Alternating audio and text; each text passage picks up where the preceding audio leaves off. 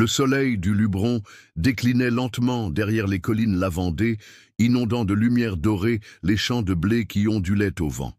Jean Moreau, 62 ans bien marqué par la vie, les traits burinés comme les sillons de ses terres, observait l'horizon depuis la terrasse en pierre de la vieille bastide familiale. Ses mains calleuses, endurcies par des décennies de labeur, tenaient une photographie jaunie de Madeleine, son épouse disparue 6 mois plus tôt. « Papa, tu ne peux pas continuer comme ça », dit Marie, sa fille, brisant le silence. « Le domaine a besoin de bras, et toi, tu as besoin d'aide. » Jean soupira, agacé. « Je n'ai jamais eu besoin de personne. Ta mère et moi avons tout géré seuls. Les saisonniers suffisent largement. »« Mais maman n'est plus là, » insista Marie, s'approchant. « Et le docteur Lambert a été clair. Tu dois lever le pied. Ton cœur ne tiendra pas à ce rythme. » « Mon cœur va très bien. Ce qui ne va pas, c'est cette génération qui croit que tout doit être facile, » gronda Jean en frappant la rambarde en fer forgé. « Mon père m'a confié ce domaine à 16 ans en me disant « La terre ne respecte que ceux qui n'ont pas peur de se salir les mains. » Et j'ai toujours vécu ainsi. » Marie soupira. Elle connaissait trop bien l'obstination de son père. Les temps changent, papa. Même grand-père utilisait les techniques les plus modernes de son époque. Les souvenirs jaillirent. Son père, Henri Moreau, droit comme un cyprès, lui apprenant à monter à cheval alors qu'il savait à peine marcher. « Un Moreau doit être aussi solide que la terre qu'il cultive, » disait-il après chaque chute. « Le docteur Lambert est passé hier, » reprit Marie. « Il dit que si tu continues ainsi, tu referas un malaise comme le mois dernier. Ce n'était qu'un coup de chaud. C'était un infarctus léger, papa. Pourquoi es-tu si buté? Tu veux vraiment perdre tout ce que tu as construit? Tu veux que le nom des Moreau s'éteigne avec toi ?» Jean se tut. Ses yeux fixèrent la photo de Madeleine. Elle aurait soutenu Marie, il le savait bien. « Ta mère, » commença-t-il, la voix brisée. « Maman voudrait que tu prennes soin de toi. Et du domaine, » dit Marie avec douceur. « J'ai contacté quelqu'un pour t'aider à gérer. Il arrive demain. Sans me consulter, ce domaine est encore à moi. Et on veut qu'il le reste longtemps encore, » répliqua-t-elle avec fermeté. « Tu n'as qu'à discuter avec cette personne. Si après l'avoir rencontrée, tu penses toujours ne pas en avoir besoin, je respecterai ta décision. » Jean grogna dans sa barbe. Mais au fond, il savait qu'elle avait raison. Les factures s'accumulaient sur son bureau. Les registres n'avaient plus été mis à jour depuis la mort de Madeleine et ses douleurs dans la poitrine devenaient familières. « 1 semaine, » céda-t-il enfin. « Je lui donne 1 semaine. Si ça ne va pas, il ou elle s'en va. Le domaine des cyprès n'est pas un refuge pour incompétents. » Marie esquissa un sourire discret. Une petite victoire. « Merci, papa. Tu verras. Tout ira bien. » Alors que le soleil disparaissait à l'horizon, Jean resta sur la terrasse, contemplant ces terres qui avaient été toute sa vie. « Qu'en penserais-tu, Madeleine » murmura-t-il à la photo. Le vent, dans les cyprès, sembla lui répondre, mais Jean était trop absorbé par ses craintes pour l'entendre. Le taxi cahotait sur le chemin de terre menant au domaine des cyprès, soulevant un nuage de poussière ocre. Depuis la fenêtre de son bureau, Jean observait d'un œil méfiant, tambourinant des doigts, sur le vieux bureau en bois massif hérité de son père. « Il est arrivé », annonça Thomas, le majordome fidèle depuis plus de 30 ans. « Qu'il attende un peu, » répondit Jean sans détourner le regard, « qu'il comprenne tout de suite qui commande ici. » Le taxi s'arrêta devant la cour d'entrée. Le chauffeur descendit et ouvrit la portière arrière. Jean plissa les yeux. Sa curiosité se mua en stupeur en voyant le chauffeur déplier un fauteuil roulant. « C'est une blague !» murmura-t-il en se redressant brusquement. Une jeune femme d'environ 25 ans sortit du véhicule avec l'aide du chauffeur. Son visage encadré par une longue tresse brune dégageait une détermination paisible. Elle portait une blouse brodée aux motifs champêtres et un pantalon simple. Jean descendit prestement sur la terrasse, Thomas à ses côtés. « Il doit y avoir une erreur. Je n'ai pas demandé une employée comme ça, » lança-t-il sèchement. La jeune femme, réglant le paiement du taxi, tourna son fauteuil vers lui et le fixa droit dans les yeux. Son regard, couleur café, était d'une assurance désarmante. « Comme ça, comment? Préparée et compétente ?» répondit-elle calmement. « Je m'appelle Lucie Hernandez, mais tout le monde m'appelle Lucie. Je suppose que vous êtes Monsieur Moreau. Jean resta interdit. Cette répartie directe le prit de court. Oui, c'est moi, mais il doit y avoir une confusion. Le domaine a besoin de quelqu'un qui peut circuler librement, qui connaît les cultures. Lucie esquissa un sourire et sortit une chemise de son sac. Votre fille Marie m'a engagée comme administratrice, pas comme ouvrière.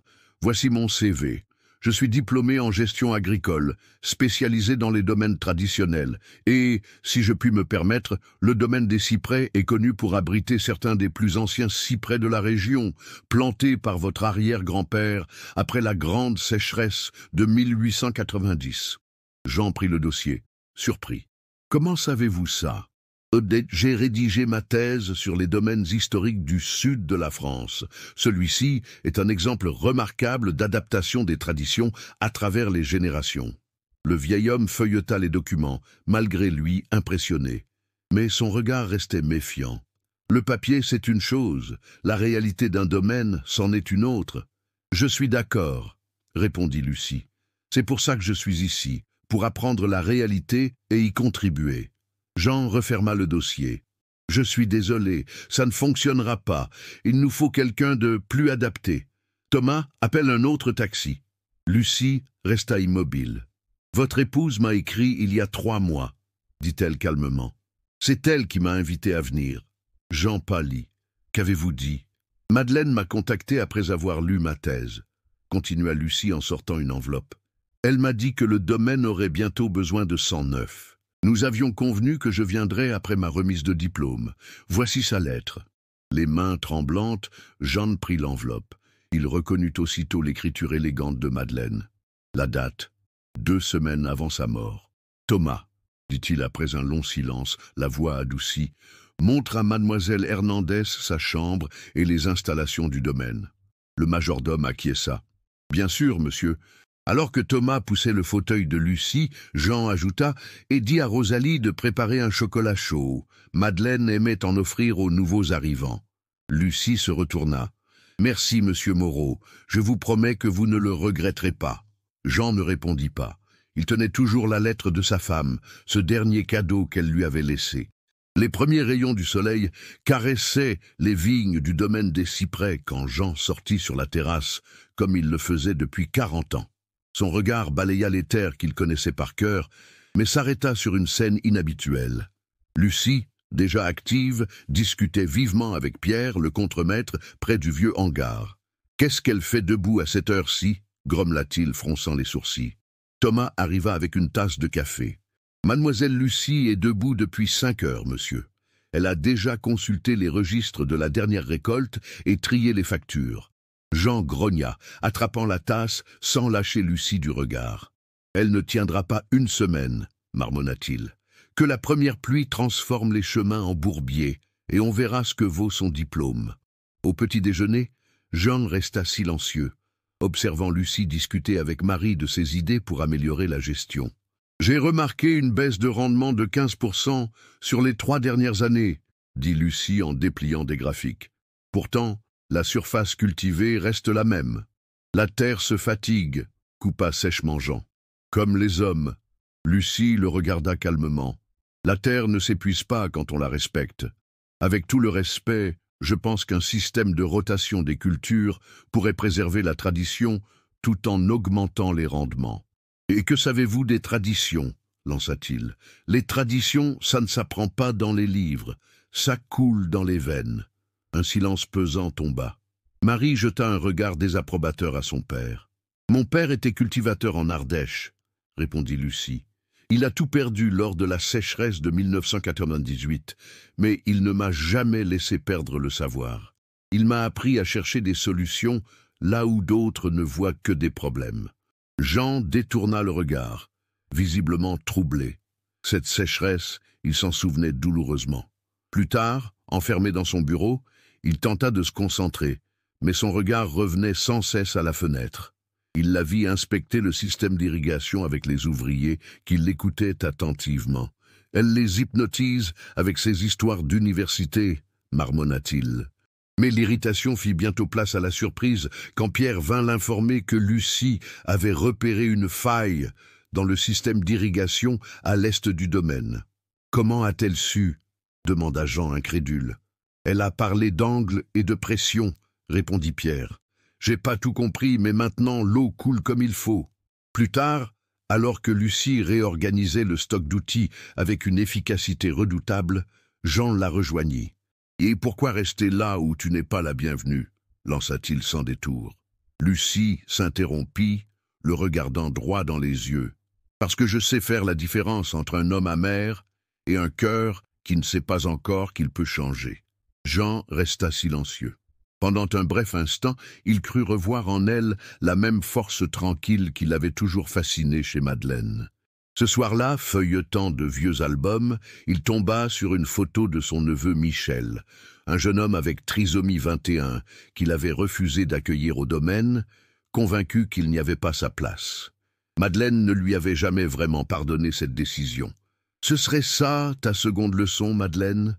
murmura-t-il en caressant la photo de son épouse. « Ou une dernière chance de réparer mes erreurs. » Un coup à la porte l'interrompit. C'était Thomas. « Excusez-moi, monsieur. Ce courrier est arrivé hier. C'est une offre d'emploi pour mademoiselle Lucie, d'une grosse exploitation dans le Bordelais. » Jean prit l'enveloppe, surpris. « Et pourquoi me l'apportes-tu? »« Parce que mademoiselle Lucie m'a demandé de la jeter, » répondit Thomas. « Elle a dit qu'elle avait déjà fait son choix en venant ici. » Jean resta là, l'enveloppe en main, envahi par une étrange admiration pour cette jeune femme qui avait refusé une carrière toute tracée pour une vieille propriété au cœur de la Provence. Le soleil matinal dorait les vignes quand Jean et Lucie prenaient la route du sectorette à bord du vieux pick-up brinque-ballant. Jean conduisait en silence, lançant de temps à autre un regard curieux à sa passagère qui observait les champs avec des yeux émerveillés. « Première fois dans un domaine ?» finit-il par demander. « Non, » répondit-elle. « J'ai grandi sur une petite parcelle en Ardèche, mais rien de comparable à ça. Ici, c'est majestueux. » Jean esquissa un sourire de fierté. Les cyprès, c'était toute sa vie. Soudain, le moteur toussa et s'arrêta. « Saloperie !» pesta Jean en frappant le volant. « Ce tas de ferraille ne m'a jamais lâché. »« Je peux jeter un œil ?» demanda Lucie en désignant le capot. Jean la dévisagea, sceptique. « Vous êtes aussi mécanicienne, mademoiselle l'administratrice? Mon père disait, si tu ne sais pas réparer tes outils, tu ne les mérites pas. » À contre-cœur, Jean sortit et l'aida à descendre. Avec une aisance étonnante, elle se glissa à l'avant du véhicule et inspecta le moteur, s'appuyant sur ses bras. Le carburateur est bouché, sans doute à cause de la poussière. Pendant qu'ils travaillaient ensemble, seuls au milieu des vignes, une conversation inattendue s'installa. « J'ai toujours rêvé de travailler dans un domaine comme celui-ci, » confia Lucie en nettoyant une pièce. « L'accident m'a pris mes jambes, pas mes rêves. » Jean réagit avec rudesse par réflexe. « Les rêves ne font pas pousser les raisins. »« Vous pariez ?» répondit-elle avec un éclat dans le regard. Le silence s'installa alors qu'il finissait la réparation. Jean l'observait avec une attention nouvelle. « Comment c'est arrivé ?» demanda-t-il finalement. Lucie regarda l'horizon. « J'avais 15 ans. J'aidais mon père aux vendanges. Une tempête est arrivée. En tentant de ranger les machines, un tracteur s'est renversé. Il m'a écrasé. » Jean ne trouva rien à dire. Il écoutait. « Les médecins ont dit que je ne marcherais plus jamais. Mon père a tout vendu pour payer les soins. Et malgré ça, vous êtes revenu à la terre? »« Justement à cause de ça, » dit-elle. « Je voulais prouver que la valeur d'une personne n'est pas dans ses jambes, mais dans sa tête et son cœur. J'ai étudié à distance, me suis spécialisé en agriculture traditionnelle et innovation durable. » Jean l'aida à remonter dans son fauteuil, ébranlé par sa force tranquille. « Vous savez pourquoi j'ai choisi ce domaine en particulier ?» demanda-t-elle. « Éclairez-moi. » Parce que c'est l'un des rares à avoir conservé le système de culture en polyculture traditionnelle. Vignes, lavandes, oliviers. C'est un modèle ancien qui respecte la terre. Le moteur redémarra. Jean resta sans voix. Peu d'étrangers connaissaient ces techniques. « Votre femme m'a dit que vous aviez oublié pourquoi vous aimiez cette terre, » ajouta-t-elle doucement. « Je suis venu vous le rappeler. » Ils poursuivirent la route en silence. Un silence qui n'était plus celui de la méfiance, mais celui d'un début de confiance. À leur retour, Marie les attendait, inquiète. « Je m'apprêtais à envoyer Pierre à votre recherche. Le pick-up est tombé en panne, » expliqua Jean en aidant Lucie. Mademoiselle Hernandez l'a réparé. Marie le regarda, étonnée. C'était la première fois qu'il parlait d'elle sans ironie. « J'ai quelques idées pour améliorer l'irrigation à l'est, » dit Lucie. « Si vous êtes d'accord, j'aimerais les étudier avec vous ce soir. » Jean acquiesça. « En attendant, vous pourriez jeter un œil au registre des 5 dernières années. Je pense qu'il y a des tendances à analyser. » Tandis que Lucie et Marie s'éloignaient, Jean resta un instant à contempler ces terres. Pour la première fois depuis longtemps, il se souvint pourquoi il avait choisi cette vie. De lourds nuages s'amoncelaient au-dessus du domaine des cyprès lorsque la première goutte s'écrasa sur les tuiles anciennes. Jean scrutait le ciel depuis son bureau, la mâchoire serrée. Ça va être un sacré orage. Et juste quand les vignes commencent à fleurir, Lucie entra, une série de plans topographiques étalés sur ses genoux. « Monsieur Moreau, je pense qu'il faut évacuer les ouvriers du versant nord, » dit-elle sans détour. « Le ravin pourrait déborder si la pluie est aussi forte que prévu. » Jean la regarda, étonné. Peu de gens connaissaient ce danger-là. « Comment savez-vous pour ce ravin ?»« J'ai étudié la topographie du domaine, » répondit-elle, pointant les cartes. « Il s'est formé après l'inondation de 1979, n'est-ce pas? Votre père avait installé des tranchées de drainage ici et là, mais elles sont bouchées aujourd'hui. » Un éclair fendit le ciel, suivi d'un grondement sec. La pluie se mit à tambouriner violemment. « Thomas !» cria Jean en sortant. « Que Pierre évacue immédiatement le versant nord !» Tandis que les ouvriers se réfugiaient dans les bâtiments principaux, l'orage redoublait de fureur. Le vent tordait les cyprès, la pluie cinglait. « Monsieur Jean !» halta Pierre en arrivant trempé. « L'eau monte côté est, elle menace les jeunes plants. » Lucie leva les yeux des cartes. « Les rigoles sont obstruées. Si on ne les libère pas, on perdra toute la récolte de ce secteur. »« On n'y va pas, c'est trop risqué !» s'écria Jean. Lucie s'approcha, le regard ferme. « Si on ne fait rien, vous perdrez tout. J'ai un plan. Vous êtes folle. Personne ne peut arrêter ça. Il ne s'agit pas de l'arrêter. Il s'agit de danser avec la pluie. » Jean l'observa, l'orage dans ses yeux. Il revoyait son père face à des tempêtes similaires. « Expliquez. Le vieux système de rigoles autour des cyprès centenaires. Si on les rouvre et qu'on les relie aux champs en contrebas, on crée une voie naturelle pour l'écoulement. » Jean la fixa, abasourdi. « Comment connaissez-vous les méthodes de mon père ? » « Je les ai étudiées. C'était un maître en gestion hydraulique. » Moins d'une demi-heure plus tard, trempés jusqu'aux os, Jean et ses ouvriers creusaient la terre détrempée. Lucie, dans un fauteuil adapté pour les terrains boueux, guidait les efforts. « Plus profond ici !» criait-elle. « L'eau doit pouvoir circuler librement. » Jean, couvert de boue, s'arrêta un instant pour l'observer. Elle, paralysée des jambes, dirigeait la manœuvre avec plus d'énergie que la plupart des hommes valides. L'eau finit par s'engouffrer dans les rigoles, détournées des jeunes vignes. Des heures plus tard, à l'abri d'un auvent de fortune, Jean s'effondra à côté de Lucie. « Ça a marché, » murmura-t-il épuisé. « Ton plan a marché. » Lucie sourit. « Ce n'était pas le mien, c'était celui de votre père.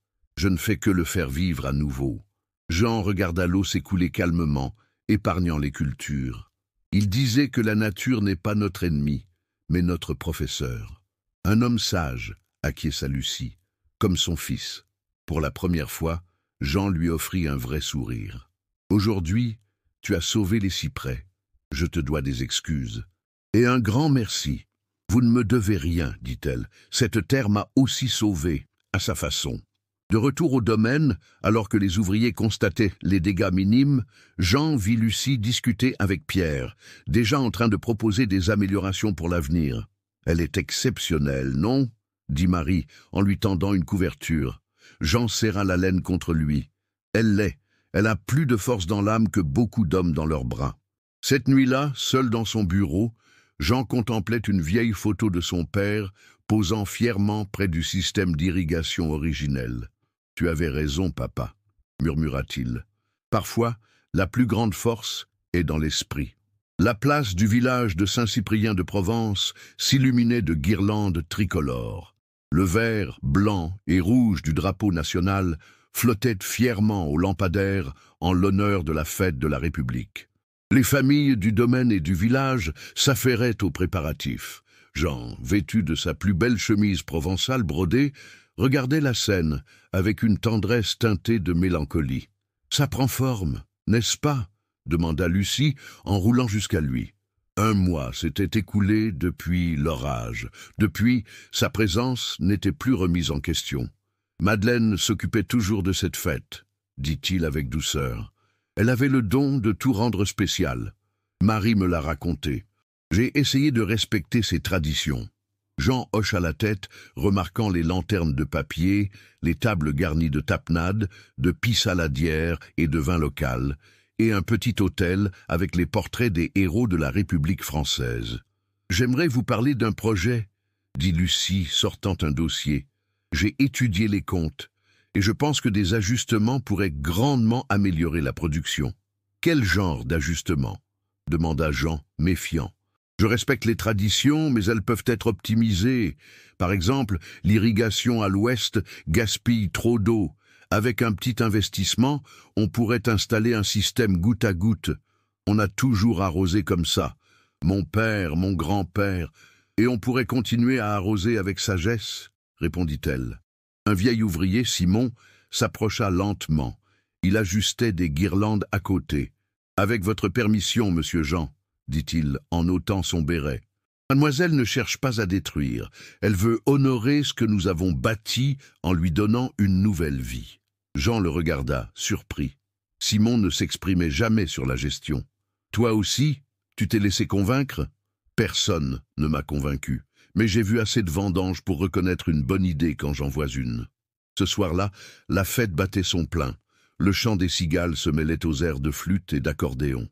Au centre de la place, Lucie menait un groupe d'enfants dans une initiation aux danses traditionnelles. « Lève plus haut le genou, Jules. Voilà, parfait !»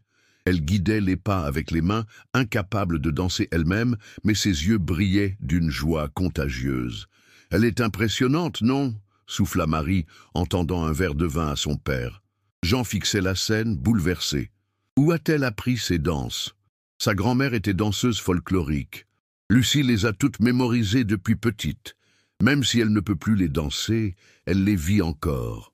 Au dîner, Jean s'arrêta sur une bouchée de daube provençale qui lui sembla familière. « Qui a cuisiné ça ?»« Lucie a supervisé la recette, » répondit Thomas. « Elle dit l'avoir trouvée dans les carnets de Madame Madeleine. » Intrigué, Jean chercha Lucie du regard.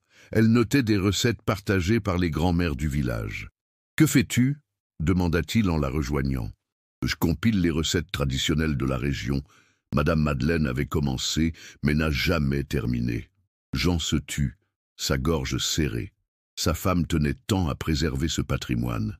Plus tard, sous la lueur des lanternes, Jean rejoignit Lucie sur la terrasse. La daube, elle avait exactement le goût de celle de ma mère. Madeleine n'y arrivait jamais tout à fait. Lucie sourit. Madame Consuelo dit que vous n'en avez plus goûté une comme ça depuis l'enfance. Tu l'as faite pour m'impressionner? Je l'ai faite pour honorer l'histoire de cette maison. Les traditions ne sont pas ce qu'on fait, mais pourquoi on le fait. Jean s'assit à ses côtés, profondément ému. Demain, on regardera ensemble ton projet d'irrigation, et les autres idées aussi. Le sourire de Lucie illumina la nuit plus que toutes les guirlandes du village. Le rugissement d'un moteur haut de gamme brisa la tranquillité matinale du domaine des cyprès. Une berline noire surgit sur l'allée principale, soulevant un nuage de poussière au milieu du calme des vendanges précoces. Jean, qui surveillait la récolte avec Lucie, plissa les yeux pour distinguer l'intrus. « Antoine » murmura-t-il, un mélange d'étonnement et de contrariété dans la voix. « Mon fils. »« Vous ne saviez pas qu'il venait ?» demanda Lucie, percevant aussitôt la tension dans le regard de Jean. « Non, il n'avertit jamais. Il apparaît quand il a besoin d'argent. Et disparaît dès qu'il y a du travail. Le véhicule s'immobilisa devant la maison principale. Un homme d'une trentaine d'années descendit, tiré à 4 épingles dans des vêtements hors de propos pour le cadre rural, lunettes de soleil griffées sur le nez. « Papa !» lança Antoine avec une théâtralité déplacée. « Heureux de te voir encore debout. » Jean s'approcha, accompagné de Pierre qui poussait le fauteuil de Lucie. « Qu'est-ce qui t'amène ici, Antoine ? Un an sans nouvelles. Je ne peux donc pas rendre visite à mon père. » répondit Antoine faussement blessé. Il remarqua alors Lucie. « Et qui est-elle ?»« Lucie Hernandez, dit-elle en tendant la main, administratrice du domaine. » Antoine serra la main avec hésitation, déstabilisé par sa présence. « Une administratrice ? Depuis quand ce domaine a-t-il besoin de... » Il s'interrompit, regardant Lucie dans son fauteuil. « De quoi, Antoine ?» coupa Jean, la voix tranchante. Antoine se racla la gorge. « Eh bien, quelqu'un avec des limitations physiques. Le travail ici exige de la mobilité. Mademoiselle Hernandez a montré plus de compétences en 2 mois que bien des hommes valides en 2 années, répondit Jean avec une fermeté qui surprit même Lucie. Au déjeuner, l'ambiance était tendue. Antoine évoquait sa vie à Paris, ses contacts, ses projets grandioses. Il regardait tout dans la maison avec un air dédaigneux. « Et ces constructions près du ruisseau ?» demanda-t-il, un sourcil levé. « Un système de filtration que j'ai conçu, » expliqua Lucie. « Il réduit de 40% l'utilisation du puits. Et ça vaut vraiment le coup ? Il sera amorti en 2 récoltes, » intervint Jean. « Et l'eau est plus propre. » Antoine fronça les sourcils, visiblement déstabilisé par l'enthousiasme de son père. « Tu as permis tous ces changements, toi ?» murmura-t-il amer. « Toi qui disais que les cyprès devaient rester fidèles à leurs racines. Mais les arbres les plus solides ont des racines profondes et des branches qui plient avec le vent, » répondit Jean, évoquant un vieux dicton de son père. Plus tard, Antoine demanda à parler seul avec son père. Depuis la terrasse, Lucie voyait leur silhouette dans le bureau gesticulant avec véhémence. « Tu engages des invalides maintenant, papa ?» lançait Antoine. « On dirait une maison de charité. » Lucie se figea. Mais elle se replongea dans ses registres, feignant l'indifférence. « Pèse tes mots, » répondit Jean glacé. « Elle a fait plus pour ce domaine en 1 mois que toi en toute une vie. »« Très bien, » dit Antoine sèchement. « Je veux vendre ma part. Je suis venu te le dire en personne. » Un silence lourd suivit. Lucie, de loin, sentit le sol se dérober sous elle. La porte claqua. Antoine sortit à grands pas. Jean apparut dans l'embrasure, les traits tirés.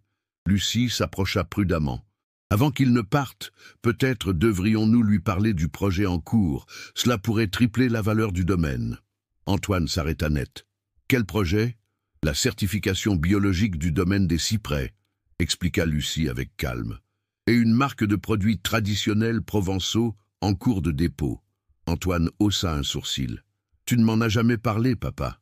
Tu n'as jamais pris le temps d'écouter, » répondit Jean. Durant l'après-midi, Lucie présenta à Antoine des prévisions, des ébauches de contrats, une vision complète alliant tradition et modernité. Lorsque le soleil se coucha, inondant les vignes d'or, Antoine n'était plus le même. « Je veux en savoir plus sur cette marque, » dit-il enfin sincère. Le soir venu, alors que Lucie remontait dans sa chambre, Jean l'arrêta. « Ces contrats avec le Japon, ils existent vraiment ?» Elle sourit. « Pas encore, mais ils existeront. Si on travaille ensemble. » Jean éclata de rire, franc et court. « Madeleine aurait adoré voir comment tu manipules notre fils. » « Je ne l'ai pas manipulé. Je lui ai simplement montré une autre façon de regarder. Parfois, c'est tout ce dont on a besoin. L'aube dorait les champs du domaine des cyprès. Le domaine tout entier vibrait à l'unisson de la grande récolte. Ouvriers, tracteurs, gestes millimétrés, une véritable symphonie rurale.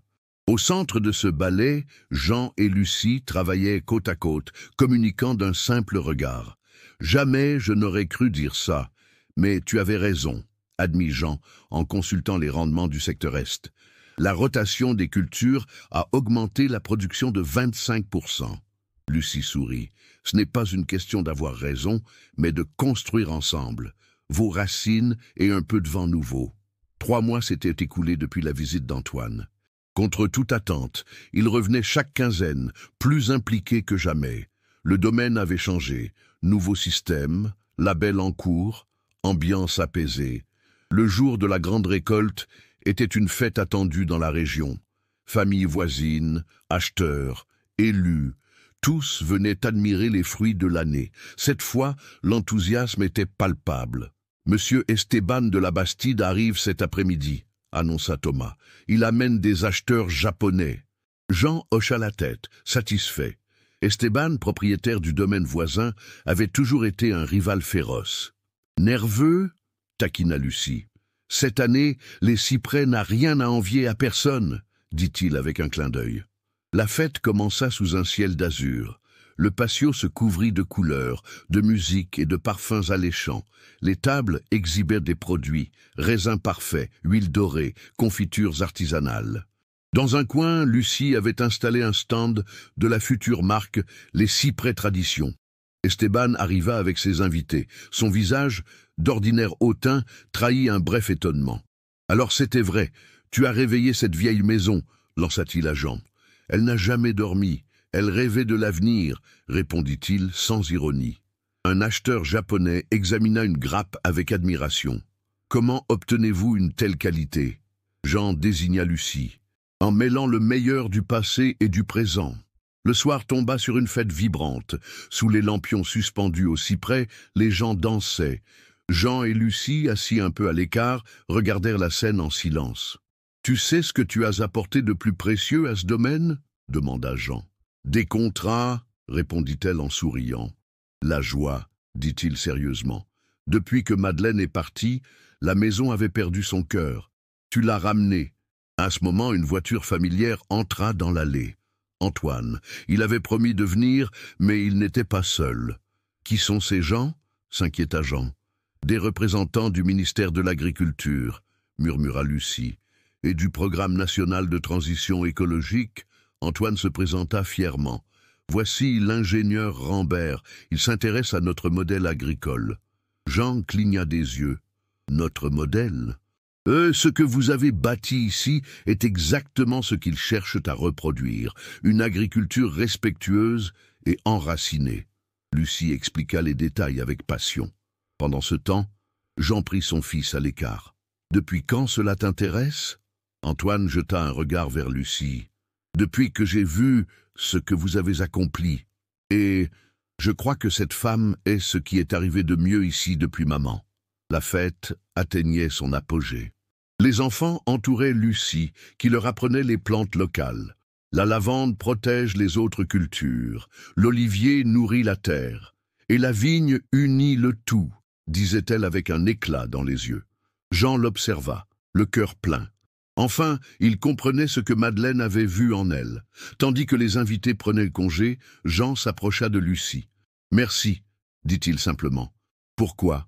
De m'avoir rappelé pourquoi j'aime cette terre, et de l'avoir transmis à une nouvelle génération. » Le soir tombait sur le domaine des cyprès, colorant le ciel de teintes orangées et violacées. Jean marchait lentement entre les chemins bordés de pierres sèches, contemplant les changements qui peu à peu avaient redonné vie à sa propriété. Ses pas le menèrent jusqu'au vieux figuier à l'arrière du domaine, un arbre discret mais chargé de souvenirs. Lucie était déjà là, face à l'horizon, sa chaise roulante posée sur la terre tassée. Une petite tablette et un carnet ouvert reposaient sur ses genoux. « Je vous dérange ?» demanda Jean, s'approchant. « Pas du tout, » répondit-elle en souriant. « Je prenais quelques notes pour le programme de formation. » Ce programme était leur nouveau projet, former de jeunes agriculteurs à l'agriculture durable enracinée dans la tradition. À peine un mois après son lancement, 10 domaines voisins avaient déjà manifesté leur intérêt. Jean s'assit sur le banc de pierre construit autrefois pour Madeleine. C'était son endroit préféré, murmura-t-il en effleurant l'écorce. Elle disait qu'on y voyait à la fois le passé et l'avenir. Lucie referma doucement son carnet. Je l'ai senti dès la première fois que je suis venu ici. Un silence apaisant s'installa, interrompu seulement par le bruissement des feuilles. Leur relation, désormais, dépassait les mots. « Je ne vous ai jamais demandé, » reprit Jean, Pourquoi avoir choisi ce domaine? Avec votre parcours, vous pouviez viser l'international. Lucie inspira profondément. Votre épouse m'a sauvé la vie. Jean tourna brusquement la tête, surpris. Madeleine? Mais elle ne m'a rien dit. Lucie sortit un petit paquet de lettres, noué d'un ruban usé. Elle m'a écrit après avoir lu un article sur moi dans un journal local. J'avais eu mon accident. J'étais brisé. Elle m'a écrit « Votre vie ne se termine pas, elle prend juste un autre chemin ». Jean ouvrit les lettres, reconnaissant aussitôt l'écriture de sa femme. Elle datait d'il y a 5 ans. Madeleine y parlait d'espoir, d'avenir, de résilience. « Elle a payé vos études », murmura-t-il en tombant sur une lettre plus récente. Lucie acquiesça. Elle croyait en une terre transmise à ceux qui l'aiment, pas seulement à ceux qui l'héritent.